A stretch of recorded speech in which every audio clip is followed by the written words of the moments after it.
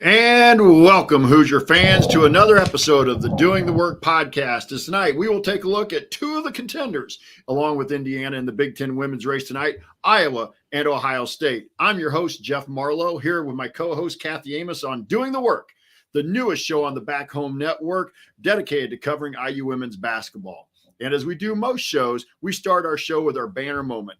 Tonight's banner moment came yesterday as Grace Berger, Mackenzie Holmes, and Coach Terry Morin traveled to Minnesota for Big Ten Media Day. That means the season's just around the corner, and that's why it's our banner moment today.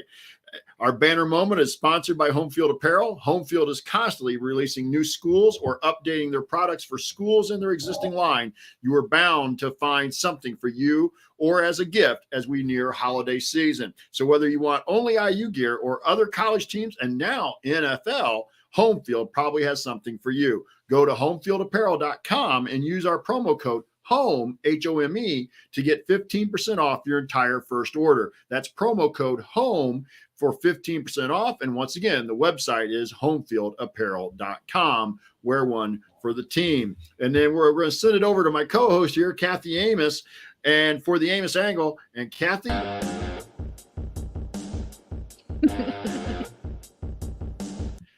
What's on your mind tonight? Nice. Thanks, Jeff. Hey, yeah, we're getting better at this. Sorry to interrupt. We're getting better at this. Just eventually, it's going to sound like we actually know what we're doing. It's great. So although I'm seeing in the chat that the music wasn't playing for them, so we played for ourselves. So good for us. Maybe it'll come through on the download. But what's on my mind tonight? That's a great question. So we're inching ever closer to the actual season starting. So I'm just super excited for that. And I kind of want to piggyback off of your media day. So I saw a clip on Twitter that Grace and Mackenzie had out there where they were talking about why it's so hard for opponents to come into Assembly Hall and play. And they talked a lot about the depth perception and the fishbowl effect that but they actually really talked about all of the fans. And I hope that the show out that we had at Hoosier Hysteria keeps bubbling over into the women's program, and we see more and more regularly big crowds coming to the games. For me this year, unfortunately, I won't be able to go to a home game, but kind of building off of that, they were asked where is the hardest place to play on the road, and they said Purdue, mainly because there's no Indiana fans there. Ironically, I will be going to the game at Purdue, and I'm bringing my husband, my mother, and my sister in tow. So they will, at least besides their own family, have 4 other Hoosiers there in Purdue Mackey Arena to cheer them on. So I'm just excited. Things are going. We got tickets coming out for games, and I just hope that everyone really goes out and supports the ladies in Bloomington or wherever they can get to watch them. Yeah, I hope so. And I saw a little bit of that clip as well. I've been trying to catch up a little bit from the media day yesterday, but I did like the one thing that Terry Morin talked about. Actually, there were 2 things I heard Terry Morin mention in the highlights about recruiting and the fact that really they believe that the portal and the recruiting of the 4-year kid is going to kind of be their model going forward. They're always looking for those kids that they can get and keep for a while, but they also realize that the portal is it's here to stay, and you also have to take advantage of what's there. And I also like what she said about how they've been trying to build a tradition, build a brand, not just on the men's side. They want Indiana to have that on the women's side. So that's been their goal from day one, and it's been a process. And sometimes I'm sure fans don't understand it when you're building that, but I think you're starting to see now the last 3-4 years, the fruition of that coming to bear. And you hope it will continue to go forward as we move on beyond this year. Yeah, absolutely. So Kathy, let's just jump right into it. Yeah, I don't have anything else. I'm going to throw it to you first, because let's just talk a little bit first about the Iowa Hawkeyes coming back, pretty much return everybody. But obviously they're going to bring back the preseason player of the year in Caitlin Clark. And I will say this, I love to watch Caitlin Clark's game, and I hope I'm wrong, but I have a feeling this will be the last year we see her in a college atmosphere. She will be draft eligible at the end of the season. I hope not, but I know, some of the realities of it. So, yeah. I'm going to throw it over to you. Just why don't you give us a little bit of a look at Iowa's roster? Because you kind of spent more time when we were getting ready for the show. We were talking off the air. You were looking more at roster makeup. I was looking more at schedule. Yeah, absolutely. So I'm sure most of our listeners probably already realize Iowa has been voted both by the media and the coaches for the hands down Big Ten players, excuse me, winners this year for the conference. Right now, if you look at the preseason top 25 from Charlie Creen on ESPN, they're number 5 in the nation. So they're definitely not anything to take lightly, which we already knew from last year. And to Jeff's point, they literally return every player but 2 players from last year, and that includes all 5 of their starters. So they have 2 people on their roster, Caitlin Clark, obviously, but also Monica Sinano. Both came back. Monica could have left as well, but she opted to come back for her 5th year, COVID year. Both of those players were named preseason All Big Ten team, as well as for preseason, also last year on the Big Ten All Team players as well. Obviously, they are probably the core for that team, but they also have McKenna Warnock coming back. She's a senior from Madison, Wisconsin. Last year, she was on the 2nd All Big Ten team. You have Kate Martin, who's also a returning starter. She's also a red shirt senior from Illinois, and Gabby Marshall for a senior from Cincinnati. So if you look at just their starters, 4 of the 5 are seniors on their starting 5. So not only do they have people returning, but they're actually seasoned and experienced players too. So they've been through the ringer. They know what they're doing. I found a podcast where somebody interviewed Caitlin Clark, and one of the things they asked her is, after their loss last year to Creighton in the NCAA tournament, has she seen anything different with the team this year?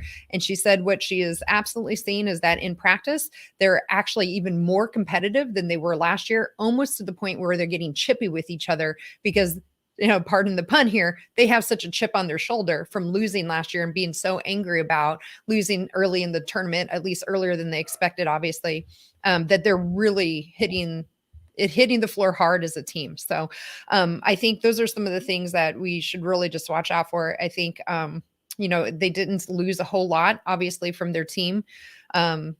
The big question for me with Iowa, and you tell me if this is the same for you, I think it's going to be defense again. We know they can score points. They can score points in a hurry.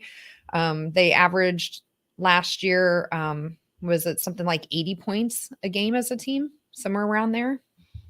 84. It was over 80, but the game they lost in the NCAA tournament, they were held in check. And that was kind of the argument we kind of had in some of the post-game shows, and we'll mention in here, I'll throw in Ari as well. Ari totally believed you had to run with them. I will admit, now I was one who said you had to be able to score and run with them, as my puppy is having a good time. Good background noise. But Ari said, no, you had to be able to slow them down offensively, that they could, if you just locked up on them and you could match up with them, you could get them into a high 50, low 60 game. Indiana was not able to do that last year. And a lot of it probably because Mac was hurt. And we'll get into this a little bit later as we talk about some of the matchups and our questions from the community. But we just didn't have a great matchup for Caitlin Clark last year. And so we weren't able, but Creighton did. And so that's why they got bounced early in the tournament. Right. Yeah. And I think Sonano hurt us quite a bit last year as well, too, which, to your point, most likely was a lot of it because Mac was hurt. I think Ari, who's obviously well prominent in our chat and on Twitter and in our community, he pointed out on Twitter that not last year, but the year before, when Mac was healthy, she was able to guard Sonano. Now, that was 2 years ago. They're both different players. I think Sonano in particular has definitely improved since 2 years ago. So will she be able to replicate what she did 2 years ago defensively? That's probably one of our big questions, I think, to answer. Yeah, and I think we'll save that for the end of the episode as we said, we got a couple of questions about defensive matchups in the questions at the end. So I don't want to get too deep into that here, but we should point out that Sonano was a preseason All Big Ten selection as well. I don't remember if you said that. I did. Yep. Okay. I'm sorry. I missed it. And That's then, like you said, though, and they come back with basically everybody, and you assume they're going to be better.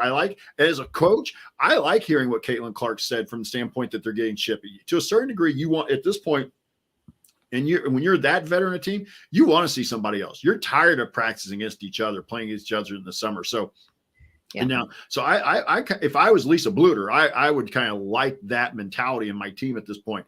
But it's a long grind of a season, and we'll see how that kind of plays out throughout the season. And Do you Jeff, have anything? Go ahead. Go ahead. Yeah, if you anything else. To round out the roster comments, I've talked about how they only lost 2 players. They did gain a junior transfer from Central Michigan. Her name was Molly Davis. She actually led Central Michigan in scoring last year. She averaged 18.6 points per game. Now, I understand the MAC conference is quite different from the Big Ten, but clearly she knows how to score as well, which seems to be maybe a pretty good fit for Iowa as well. So that will be an interesting piece. Will she start? I would not expect that she would supplant 5 very senior starters coming in. But I would say that coming off the bench, that's probably a pretty good weapon to have sitting there waiting to come in. Yeah. Like I said, Lisa Bluter has, as far as I can tell, one of her deepest teams, maybe not the most talented, because she's had some very good teams, but this is talented and it's deep. So this is going to be a team, I think, that at least rightfully so in the preseason, you have to say they are the favorite to win the Big Ten title. Yeah, absolutely. So do you have anything else you want to add about the roster? No, I don't think so. I think it's just important for everyone to understand that they really lost no one for the most part, and they gained a really great transfer and I think a fairly good incoming freshman too, although kind of hard to tell with freshmen, right? So. Yeah, and good programs don't necessarily have make or break years, or do or die years. But you kind of get the feeling this is Iowa's do or die year. Sinano will be out of eligibility. I believe Warnock's out of eligibility at the end of this year. I think I don't know about the transfers in, but like I said earlier, you got to assume only a junior. Caitlin Clark would be one that's would probably be looking at, because if she has another year like she did last year, she's going to be either the number 1 pick or a top 3-4 pick in the WNBA draft. Going to be hard to turn down that kind of money, even though it's not NBA money yet. It's getting better in the women's game. So you really feel like this is really Lisa Bluter and the Iowa Hawkeyes' really best opportunity to make a deep run in the tournament. I think 3 of their starters are seniors, but I would believe they still have their COVID year, so they could come back for a 5th year, right? I think COVID year is over after this year. I could be wrong. Is it? Okay.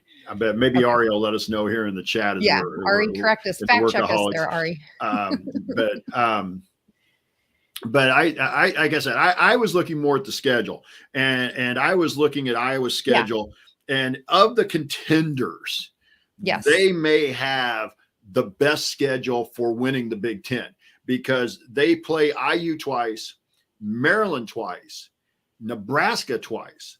Now, those are who we got, and we're going to talk in the next episode next week about kind of Nebraska and Maryland and Michigan.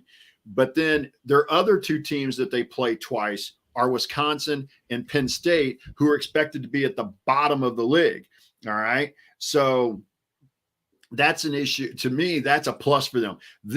So that means they only play Michigan once. They only play OSU once. Now, both of those are on the road. And that's going to be, that game at OSU may end up being very, very vital in terms of league standings and seeding at the Big Ten tournament.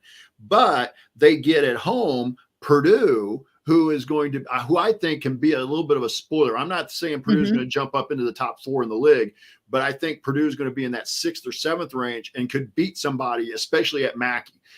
But to get Purdue at home, and then they go to Illinois, who's supposed to be a bottom feeder, and Michigan State, who we really don't know what they're going to have, but I would imagine they're going to be in the bottom half of the league. So to me, Iowa's schedule overall really benefits them, except for that game at OSU. But that's the only time they play the Buckeyes. Then I really dug into this because we talked a little bit about this a month or so ago with Amanda Foster when she was on and talked about the IU schedule. And so I kind of compared it. If you look at the last 6 games, that's a gauntlet for IU, and we may come back and touch on that toward the end again. So I went and looked at Iowa's last 6 games. Iowa's last 6 games at Indiana, home with Rutgers, home with Wisconsin, at Nebraska, at Maryland, finish with IU. Now, and finish with IU and Iowa City. So again, it's balanced. It's 3-3. So they don't have any. So you win your 3 home games. Well, now you got to think that if they can grab a win in Maryland or Nebraska. But so their last 6 aren't easy, but it's a little bit easier than, for example, IU's. And real quick, I'll give everybody IU's last 6 again, just so everybody can recall. IU's last 6 are Purdue, Iowa, at Purdue, home with Iowa, at Ohio State, home with Michigan, home with Purdue, at Iowa. Barely. I think you think those last 6 for Iowa are just a bit easier. But to me, the big thing for Iowa is getting Wisconsin and Penn State twice, all right, compared to a Michigan or an Ohio State. Yeah, absolutely agree.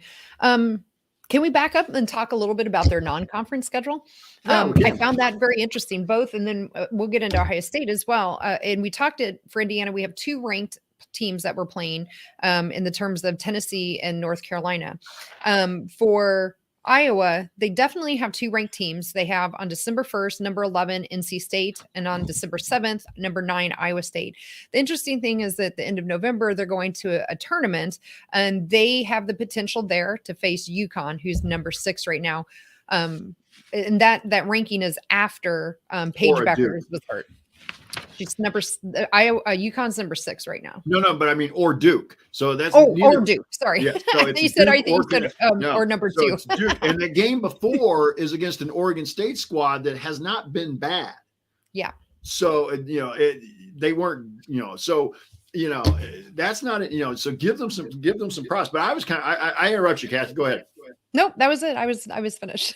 But I also thought, and maybe this is just, I don't know. There's used to be, didn't Iowa, was there some law or something like that in Iowa where like they're supposed to play all the state schools, or like, because I noticed they've got Drake on they got Drake on the schedule. They got Evansville. Yeah, but they don't have Northern Iowa, right? Yeah, they do. They got Northern on December 18th. Oh, okay. It's after they've gone back. Okay, got it. Yeah. So, like, I think they play every. They do play. Mm-hmm. They play pretty much every team in Iowa. And again, you get into that Iowa State game where Bill Finelli is a very good coach as well. Yeah. And so that's one of those. I think that they're non-conference, but but again, they're going to get a very good NC State team at home in Iowa City in the challenge. And then I was trying to see, but then in the Iowa State game is also in Iowa City. So it seems like their tough games are at home this year, except for those games out in Portland where they play Oregon State and then either the winner, depending upon what they do, Duke or Connecticut. Yeah. Real quick to go back to what I was surmising. Ari here in the chat has confirmed that McKenna Warnock and Gabby Marshall both have their COVID year next year yet, if they would want to use it. So that's 2 of their starters. So right now we know for sure Sonano is completely out of eligibility. And then as you're surmising, if Caitlin Clark has another year, she'll go pro. So They could at least get 2 or 3 more starters back next year yet even. So, at some point, we got to be about done with COVID years, though. You would think, like, we have to, right? So looking here, like at Kate Martin, her first year was 2019, 2020. So that would have been right, before at the end of COVID, the beginning of the end of her freshman year would have been COVID. Exactly. So anyway, back to your point, though, of the games being on the road. And I just, again, want to point out, again, for our listeners who are maybe new to women's basketball or new to what's going on with Iowa women's basketball specifically, if you watched some of their games last year, especially towards the end of the year, they were not just having large crowds for women basketball, but they were selling out their arena. And I fully expect, and I can report back on this probably next week, because again, for those who maybe haven't listened before or don't know, I do live in Des Moines. So I am planning to go to the game. That's the last game of the year in Iowa City. Tickets go on sale tomorrow. I have my calendar marked. I plan on buying 2 tickets right away. So I'll let you know how fast those tickets are going. If they're going as fast tomorrow, especially for that game, I would think we will expect not just large crowds at the end of the year, but coming into it, because they are really hyped. There's a lot of, good information out on websites, a lot of people that are writing about them. They're in the news here a lot. It's not just people that follow women's basketball, but they have a huge amount of press that's coming for them. So I think those home games are going to be very important for them. And that helps that you have a player of the talent of Caitlin Clark that, that helps draw at least that media buzz, and that's going to help with your crowd. Obviously, we talked about this when we went over the IU schedule. If people missed that episode, if you're the Big Ten Conference, you are desperately hoping that that game in Iowa City at the end of the season with IU and Indiana is for the conference title, for the number one seed in the Big Ten tournament, possibly a number one seed in the NCAA tournament, or I said number one seed in the Big Ten tournament and number one and possibly in the NCAA tournament. Make sure I said that right. And then you can get that on some kind of national TV, whether, it's an ESPN and FS1, something to where you can get, and then show that crowd. And because I would imagine that place will be packed. If that game is as big as we're all hoping it will be, that place will be packed. It will be loud, and it will take everything Coach Morin and those kids have, those players have, to be able to walk out of there with a win. That's just going to be a tough environment. I will go back one thing and say I may have glossed over. Real quick, Jeff, it's scheduled for ESPN2 right now. The Iowa-Indiana game in February, in the end of February, the one in Iowa City. So I will go back.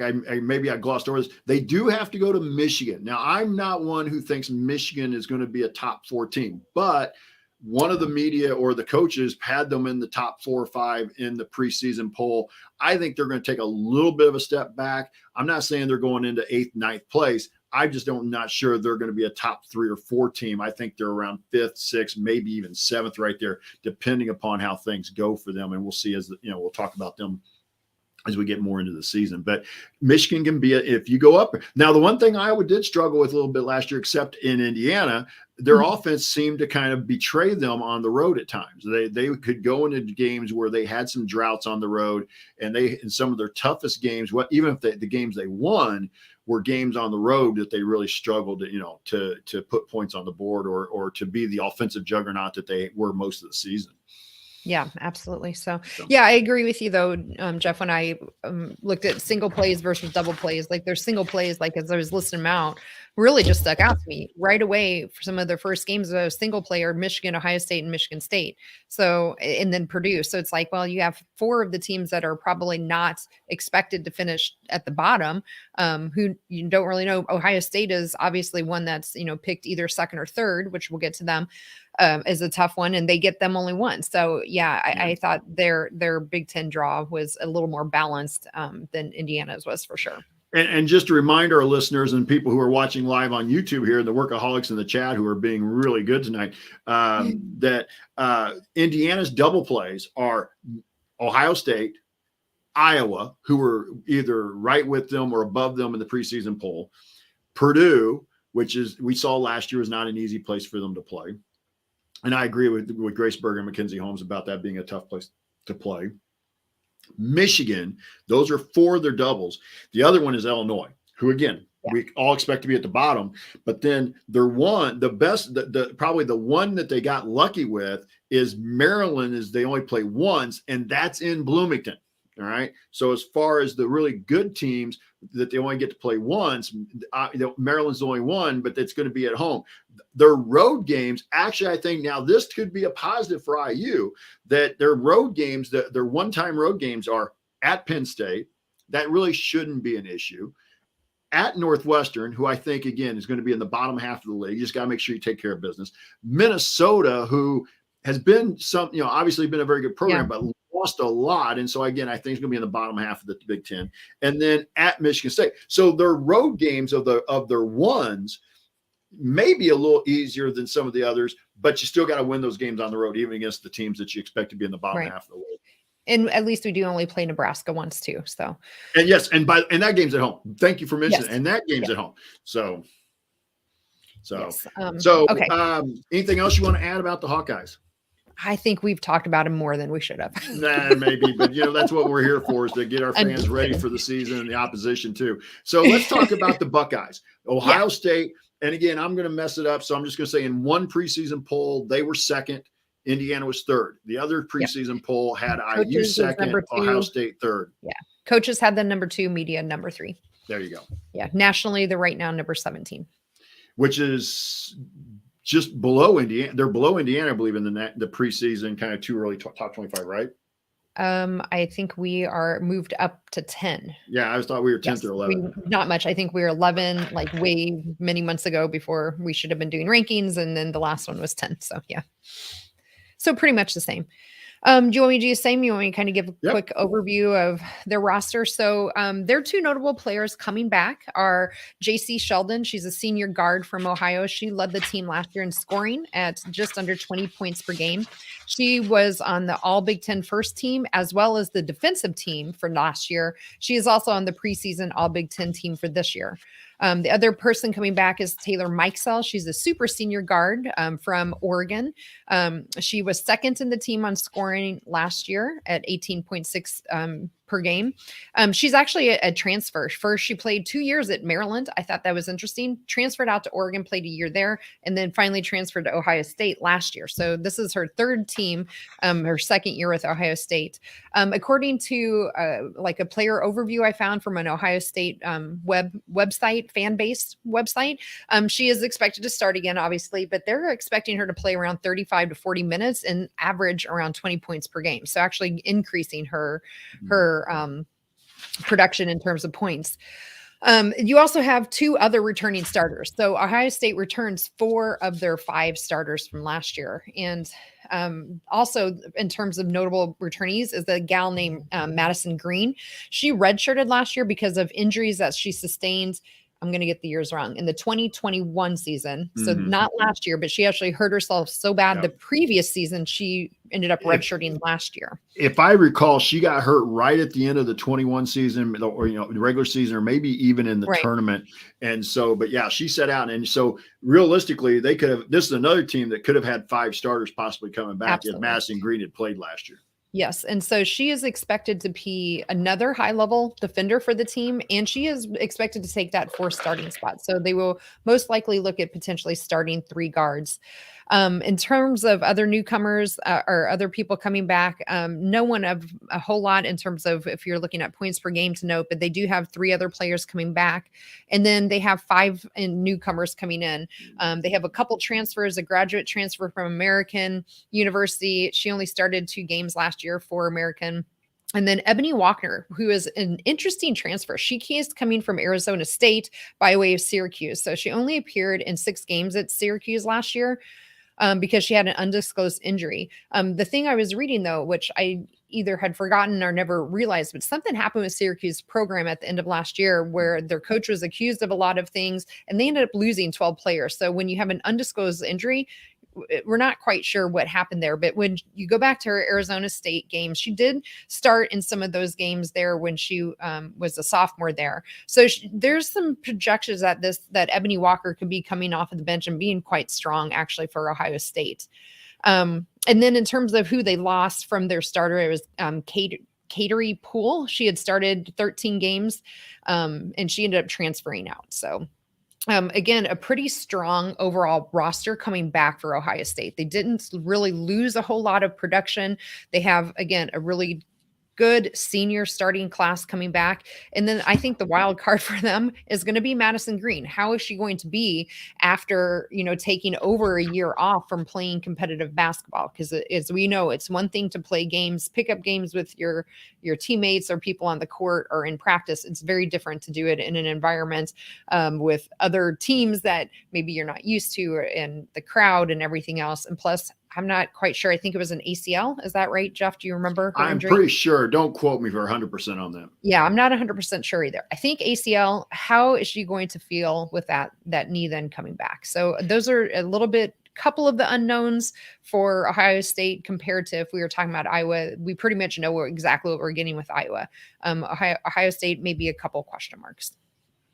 Well, and let's remind our fans, this was the team that was technically the Big Ten champion last year. They were the number 1 seed in the Big Ten tournament that we were able to beat, if I recall correctly. I'm trying to remember the Big Ten tournament. We beat them in the semis. And then before losing to Iowa in the final, gosh darn Iowa. We swept Ohio State last year, right? Yeah. Beaten twice in regular season. Yeah. And I think a lot of that, to me, their biggest, and you said it, but I will say it as well, as an X factor, because you just don't know. But to me, Madison Green coming back gives them something they didn't have last year, because she's a natural point guard. She's a point guard by trade. And yet last year, Coach Kevin McGuff, and I have a lot of respect in terms of the things that Kevin McGuff does. I don't know anything about him personally, personality, anything, but I just know the schemes they do, the things they run. I've been a big fan of his, but even before he got to Ohio State, and so they have, you know, so but he had to plug in somebody into that point guard spot that, you know, probably wasn't a natural for it, or at least it wasn't Madison Green level point guard. So I think that's going to be, if she's healthy, that is really going to give them an extra mention. And as you mentioned, she's seen as a better defender than some of the other players on Ohio State, and kind of like a Nikki Cardano-Hillary, kind of, you know, excellent point guard, can score a little bit, but also brings that defensive, you know, tenacity to it. So to me, that's really that S factor. I agree with you, though, that you look at those top two, especially JC Sheldon, that this is another team that has the ability to put points on the board in a hurry. Yeah. Yeah. So some of the things, you know, the interesting thing I think with Ohio State is they really kind of felt like they run under the radar, and then benefited from a really easy Big Ten schedule at the end of the year to end up tying with Iowa for the regular season. So I'm not discounting at all what they did. Obviously, we didn't tie with Iowa for first, so I'm not discounting that at all. But sometimes just the way the schedule breaks can really make a huge difference in the conference standings when it's as tight as the Big Ten was last year, and I fully expect it will be again this year, right? Yeah, and that's the thing. You look at and you take advantage of your schedule. You can't change the schedule once you get there. You play the schedules in front of you, and if you only get to play a team once, that you can't do anything about it. But did Ohio State end up basically with a little bit easier schedule than the other top contenders last year? Yeah, but that's why we're talking about this. You and I kind of learned from this last year doing the post-game shows and stuff, that schedule matters. And let's also remind our fans, as Richie did this in the comments earlier in the Workaholics, because of the COVID issue Indiana had last year, they ended up playing about 6 games in 12 days. And 2 of those were Iowa, pretty much back to back. And so that had a lot to do with it. So, but Ohio State benefited from schedule and timing. And Coach Townsend says this a lot on the Assembly Call show.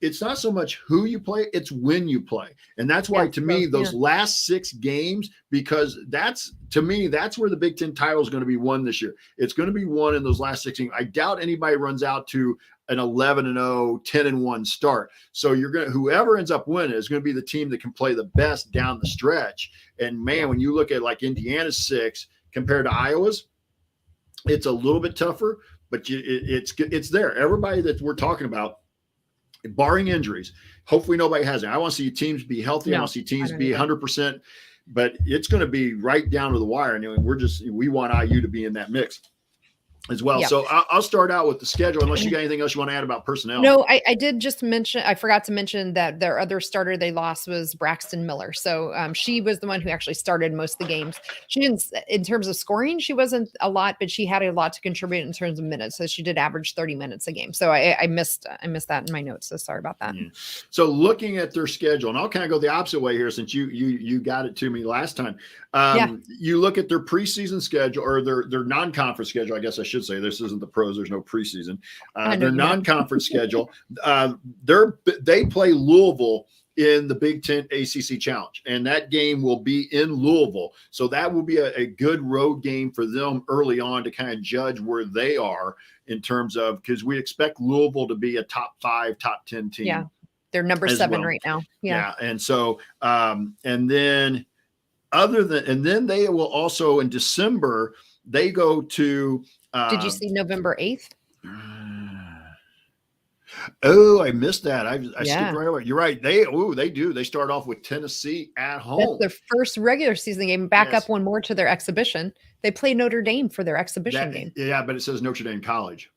I missed that. That's not University of Notre Dame. I saw Notre Dame and I was like, oh my gosh, I can't believe they're playing that. I think that's why I skipped over, because I thought that was another like exhibition game. So yeah, they start out with Tennessee. Going to Tennessee. Which will be interesting for Indiana, because Indiana plays at Tennessee 6 days later, if I remember the exact date. I think it's 6 days later in Knoxville. So Tennessee going out on the road. So again, there's 2 teams going to find something out about themselves right off the bat. But again, you go to Louisville, you're going to have an idea of where you're at. And then they go in December, right before Christmas, they go to San Diego. They'll play South Florida. And I don't know much about South Florida, But then the second game out there could be Arkansas or Oregon. Now, Right. Arkansas has been a decent SEC team. They haven't been at the top of the SEC, but Mike Neighbors, the coach at Arkansas, really good coach, had been at Washington for several years before he went to Arkansas.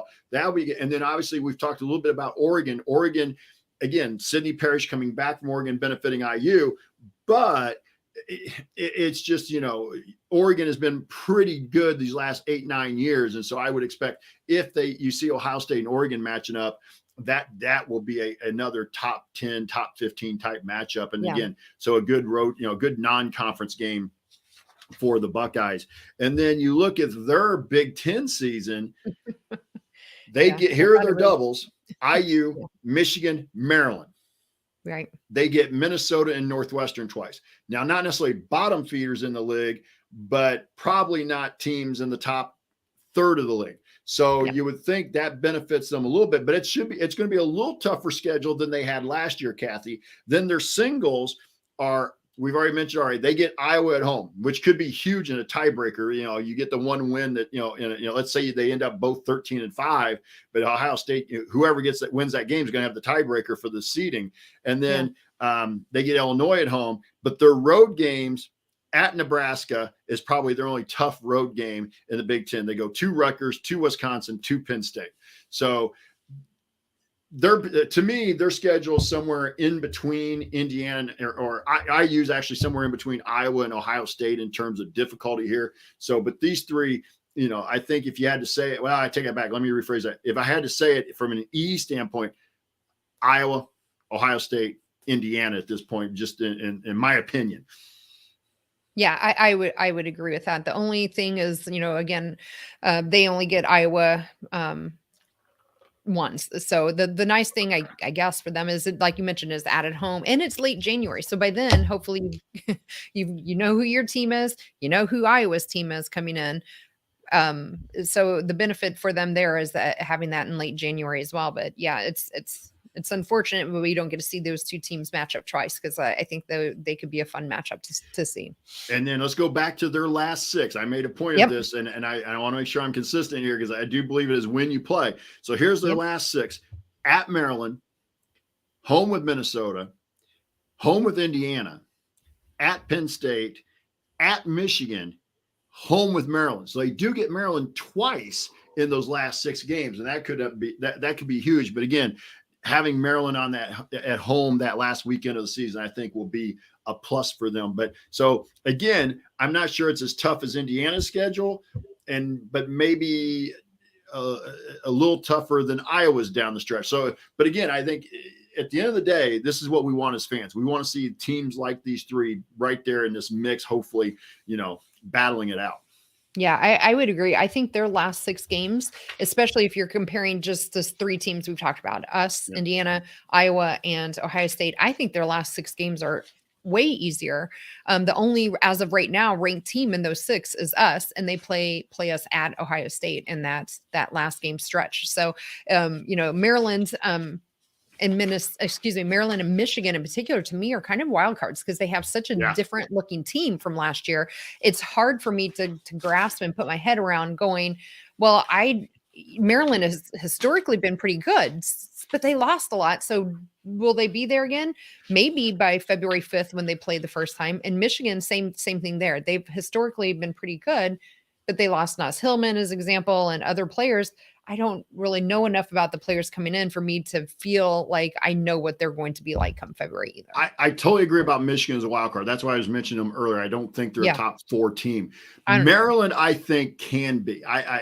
They lost a lot. I'm sorry, Maryland is 15th right now. I like but Maryland did. But Brenda Freese was very sick for all the stuff they had going on early in the spring with kids leaving, making some comments.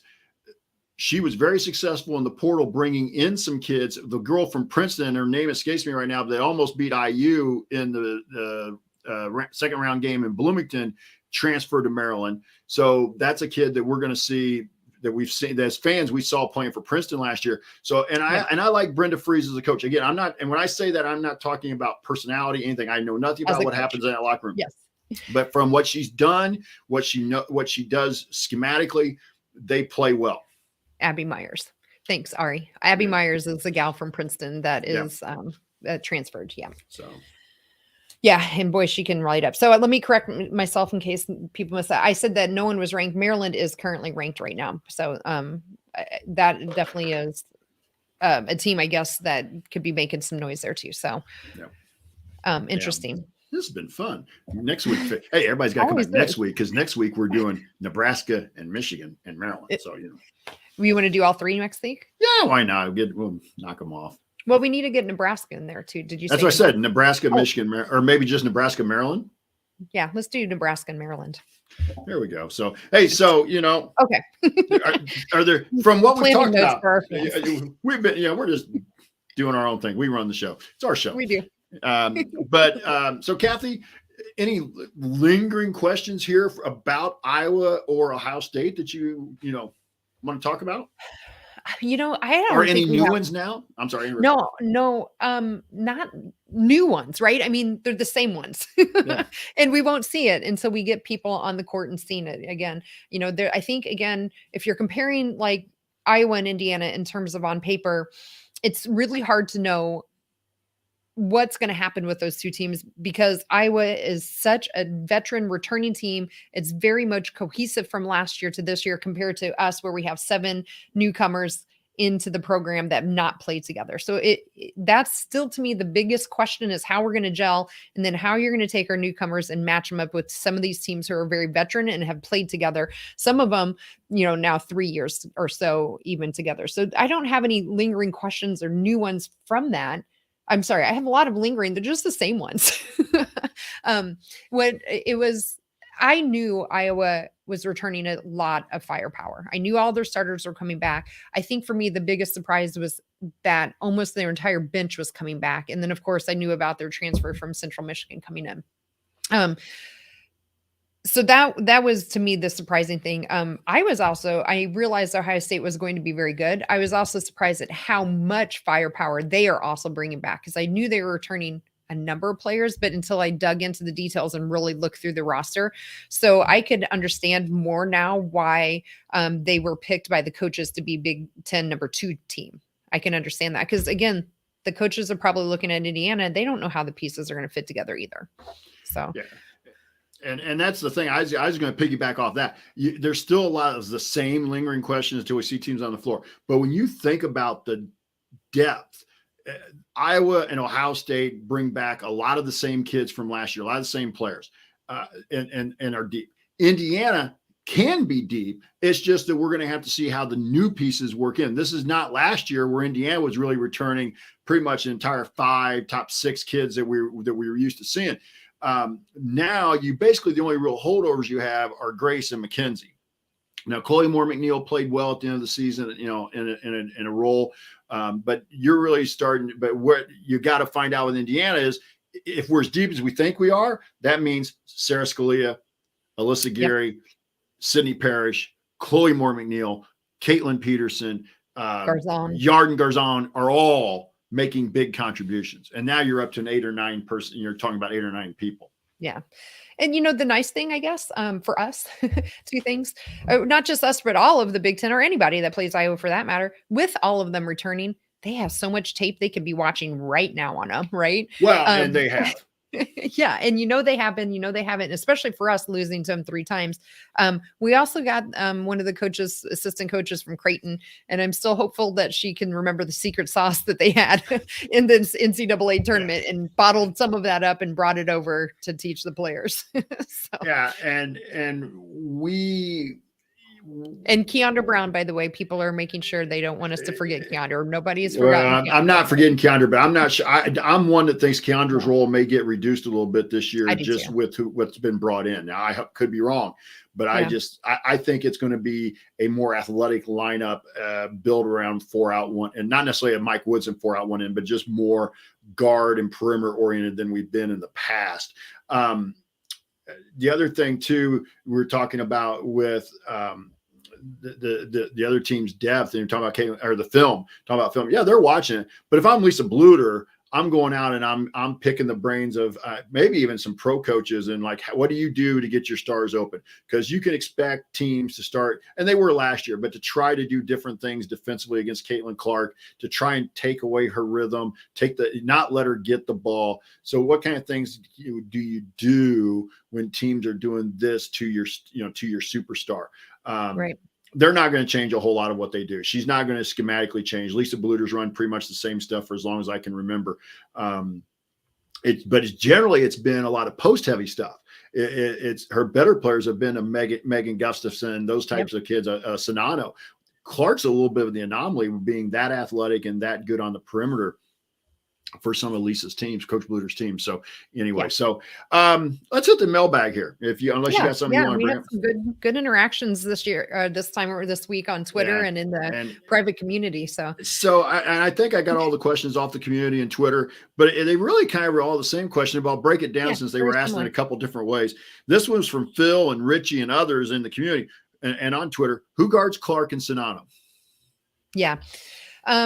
Gosh, there was a lot of good conversation, a lot of different opinions. I think the easy one we can start with is Sonano. I think Mackenzie is going to guard her, and then maybe Keanu Brown's who, and Mackenzie needs to go out for Russ. I think that's who the two we're going to see on her. But Clark, boy, how many different names did we see thrown around on Twitter and in the community? I think I saw at least 4 different players mentioned. So for me, in my mind, where I'm sitting right now is Chloe Moore McNeil. I thought Chloe's defense last year really started coming on very strong as she was getting more playing time, as she had that, flip switch that she's talked about in her media press conference, and got more confidence. And confidence is such a big thing in basketball, not just on shooting, but it is on defense as well. And I also picked her because I think she has the length. I think she has the speed to be able to keep up with her. And she has said in several interviews already this offseason that one of the things she is focusing on getting better at is defense. So to me, I think I would put Chloe on her first. Yeah, and I think a lot of it depends on who you start. Now, I know Ari's showing up in the chat here with his starting 5, and we've talked about our 5 before, so I'm not getting too deep into that again. No. But I think it all comes down to who starts. If Chloe starts, to me, that's who you put on her. If Chloe starts, I think that means you're seeing Grace Berger play more of a 1, and I'm not saying a traditional 1, but just she'll be more of that facilitator, the ball handler to initiate things. If a Sydney Parrish starts instead of Chloe, I could see Grace getting the initial assignment. But I think what you do with Caitlin Clark is it's a wave. You just run different people at her, and whether it's and by the way, also who knows? Garden might be starting before this by the time we get to that point in the season, so you could put her on there. So I think it's a combination of Chloe Moore McNeil, Grace Berger, a Yarden Garzon. I'm forgetting somebody in here who I'd want to put on her. You could even maybe put a Sydney Parrish on her for a short period of time. I'm not sure Sydney has the foot speed for it, but I think she'd have some of the length to at least give her some trouble for a few minutes here and there. I wouldn't want to see it for 10, 12 minutes at a time, but to get 2 or 3 minutes. But that, to me, that's what I would do. I just keep running people to guard her every 2-3 minutes, switching it up who it is, and try to tire her out, because she's not going to come out of the game very often, but I can rotate my defensive assignments on her a little bit more. Yeah. Yeah. And what about Sonano? And that kind of takes us into the second question here. How would you like to see us try and guard Sonano this year? Obviously, Mac was hurt last year, but we had no answer for Sonano, which is really what killed us in those games. Her and Clark are probably the toughest duo to try and defend in the women's game. Do you agree? So let's answer the first question about how do you guard Sonano? And that came from Craig Spillman. Yeah. I don't know how to answer this other than Mac's just going to have to get physical with her. She's a little bit, I don't know about height wise, but at least in terms of, body and strength, she looks a little bit stronger and bigger than Mac. At least last year she did for sure. And how do you double her? I don't think I would double her. You think you would double her? I would change it up. That's to me. And I'm not sure Terry will, I'm not sure Coach Morin will, but I think that's what I would do. I would change it up. I would play her straight up man to man and go let Mac or whoever go one-on-one with her in the post. I would 3-quarter her. I might even front her a few possessions. I would definitely double down on her a few possessions at a time. I do anything I can to try and get her out of the room. The other thing, and this goes back to what you just— I think I would almost more cheat back on her as opposed to just straight out. But again, with their talent level, who do you cheat back off of? Right. That's your problem there. Now, what you do, in my opinion, is you double from the weak side, and hopefully you get to it before she can square and see and skip it out. Because if she sees you coming and she skips it out, you're toast. But I also side that helps alleviate that then. Yeah. And the other thing is, if Mac is going to guard her one-on-one, or whoever guards her one, they've got to do a better job of getting her off the block. Now, I think last year that had something to do with Mac's injury, but she got too deep on the block. And once she got there, she was hard to move. You have to get Nano farther away from the basket. Yeah. You have to get her off the block. Yeah. So Quang says he doesn't even worry about Sonano as much as I do Clark. I don't know, Quang. I think I worry about them equally.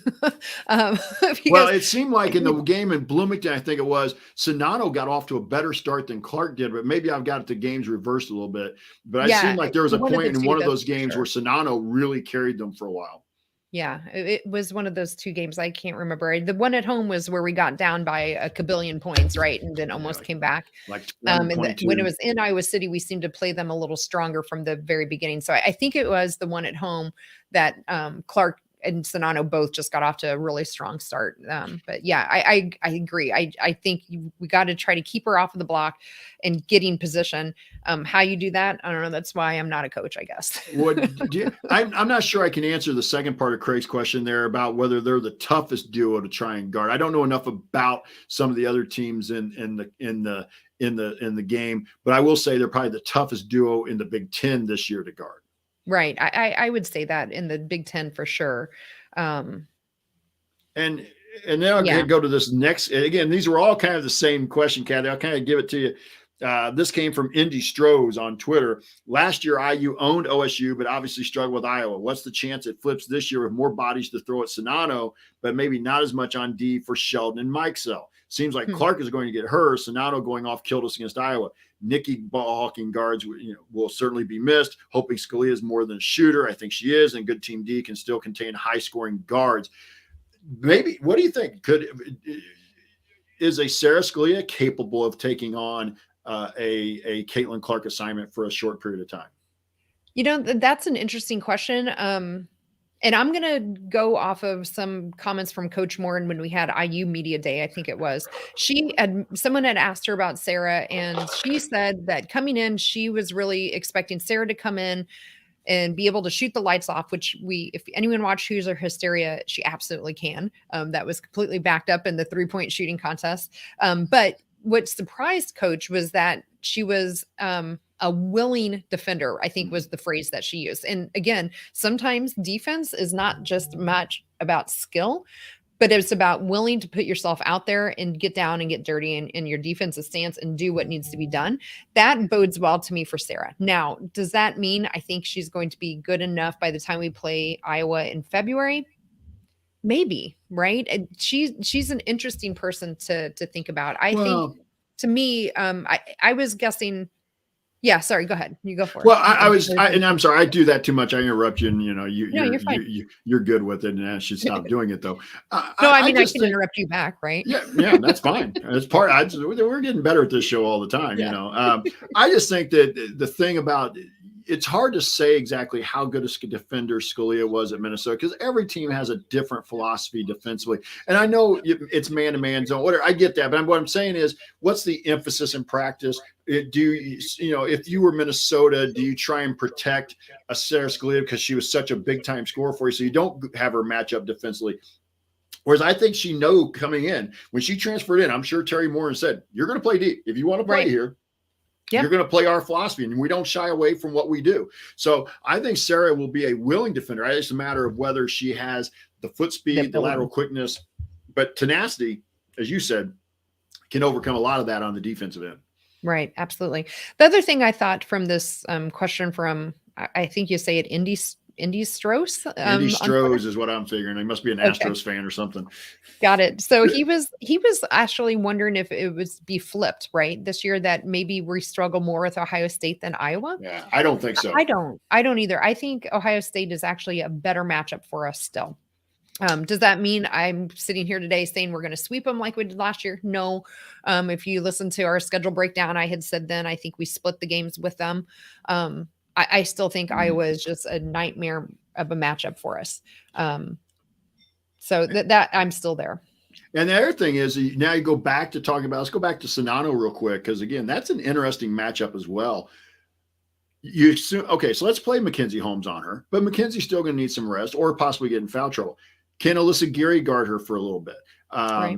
Be a little smaller, be a tougher Keandra matchup. Brown. You have Keandra Brown, who has shown that she will at least battle on the post against a Sonano type player.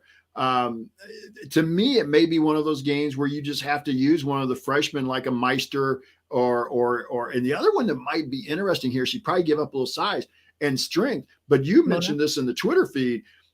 Garden has professional experience. She's played at the professional level in Israel. Could you have a 6'3" Garden try to take her if you had to, and for a couple minutes here and there on Sonano? I mean, I know you're giving up bulk and you're giving up maybe some inches, but you know, athleticism may get.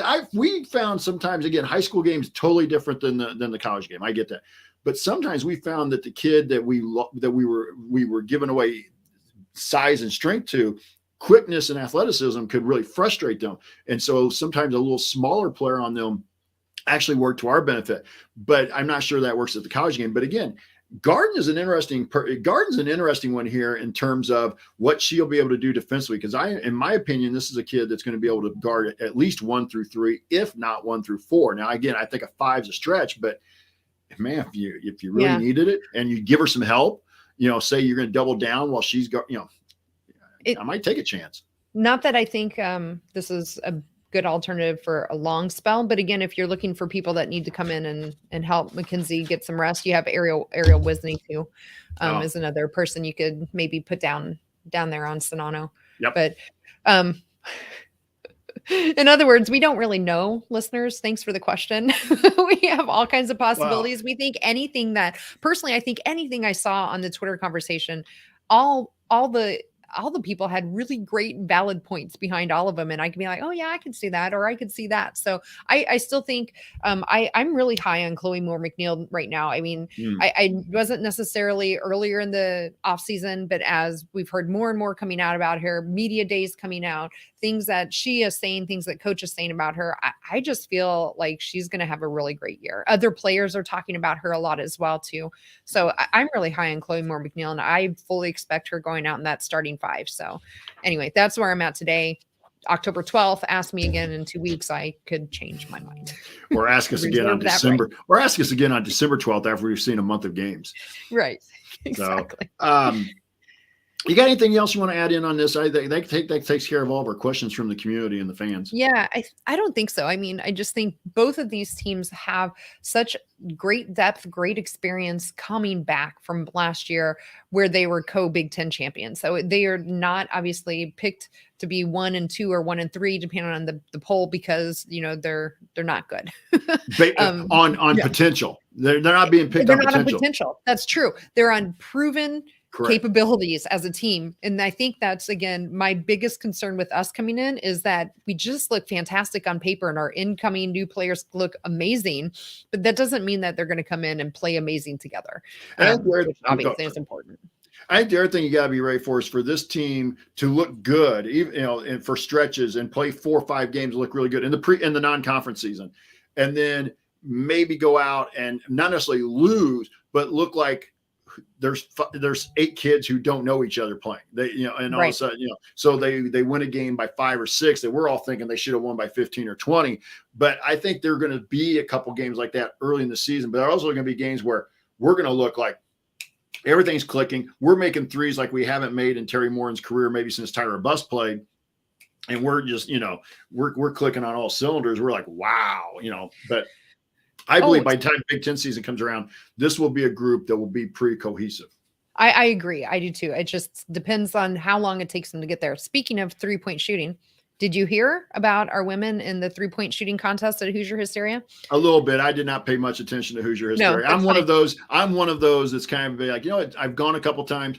It's fun, but it's really more about the recruits anymore. And the biggest roars, at least last time I was there, were for the recruits who were in attendance instead of the actual players. So I didn't pay much attention to what's coming out. Which we haven't mentioned yet, which I know is coming up in your notes, but not on Sunday. So we had huge hysteria on Friday, and then on Sunday we did get another commit right after. Was it a coincidence? Maybe she was in attendance and it really kind of helped push her over the edge with the atmosphere, and then maybe whatever she saw on Saturday. But what I was bringing up with it is just that. So for those maybe who didn't watch, they had four pairs of players, one man and one woman, that paired up with each other on 3-point shooting contests, and the women by far carried the men into those final rounds. The 3 of the 4 women outshot the men in the first 4 matchups, and then in most of the other ones until we got to the finals. The biggest surprise, Chloe Moore McNeil shot like the most in her first round out of anyone, or made the most rather.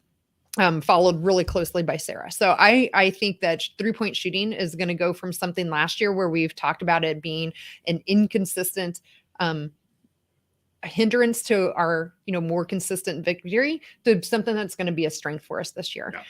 And if you haven't yet either, I would recommend the interview with Sydney Parrish was on Hoosier Hysterics this week. Really great interview there. She actually said the same thing. She said, yeah, go ahead and double Mac, and then we'll shoot a 3. Go ahead and, double up on Grace. We'll shoot another 3 over your head. It'll be fine. So it was some of my favorite comments that she made in that interview. So I'm excited to see what our team can look like on the floor. I am too. And I think it will be a much improved 3-point shooting team. And as you mentioned, IU got a commitment this weekend from Faith Wiseman, a 6'3" junior out of Indian Creek High School in Trafalgar, Indiana.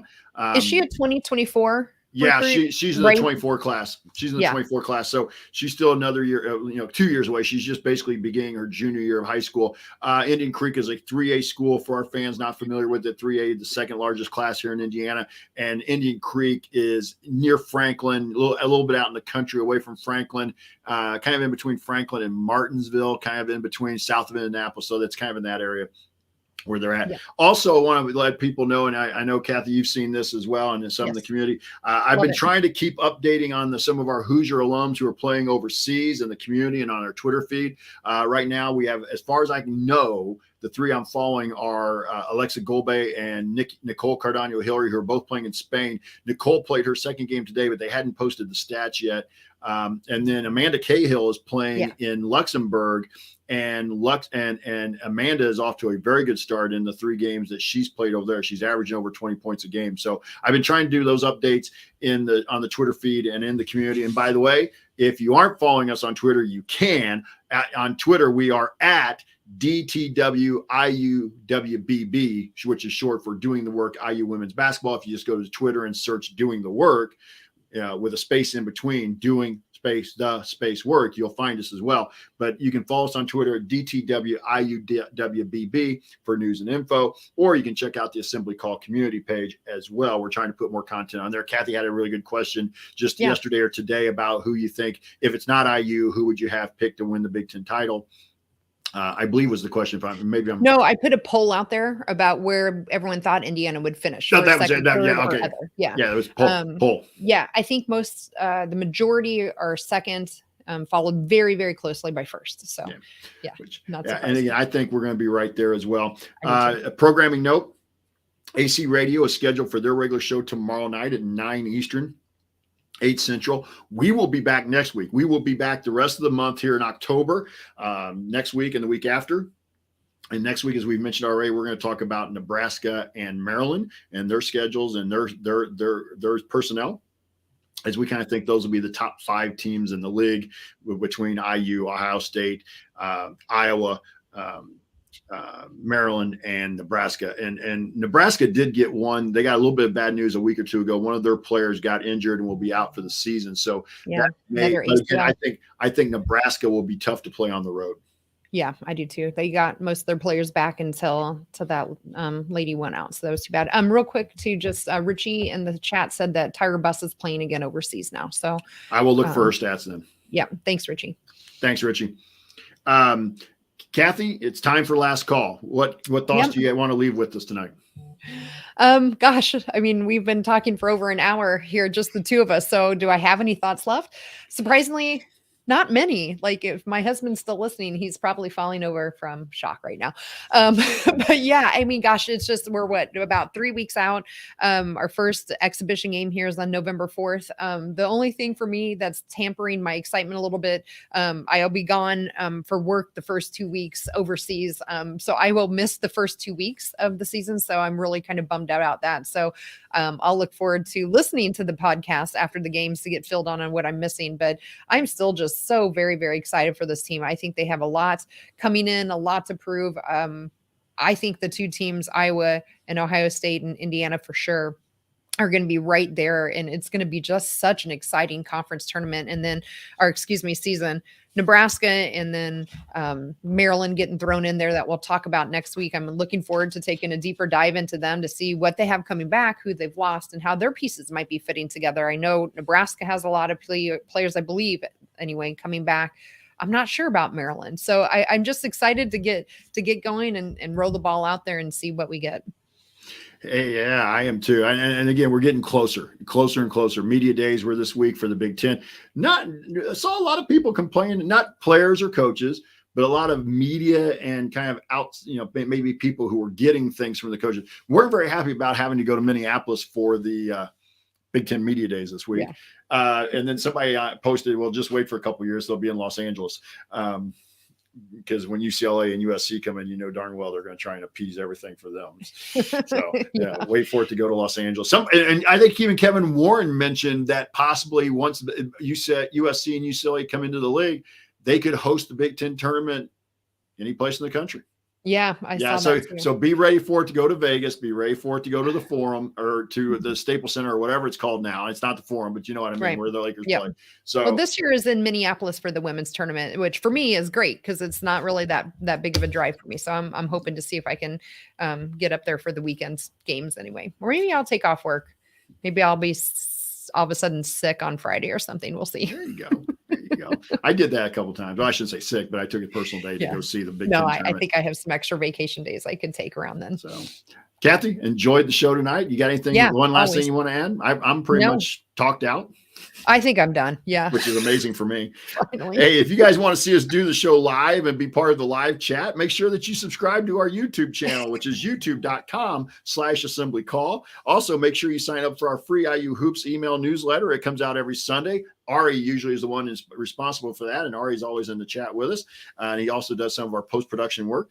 It comes out every Sunday and after every men's basketball game. Join for free today at join.assemblycall.com. That's join.assemblycall.com. Special thanks to John Ringer of Rig Design for designing our new logos. You see tonight, we've actually changed. This is one of our logos that John has drawn up that you see in the upper right-hand corner if you're watching on the YouTube feed as I face the screen. And thank you guys for listening. Thanks to Home Field Apparel and everybody else who helps make this possible. And we'll be back to talk IU hoops with you again soon. Until then, keep your elbows in and your eyes on the rim and go Hoosiers.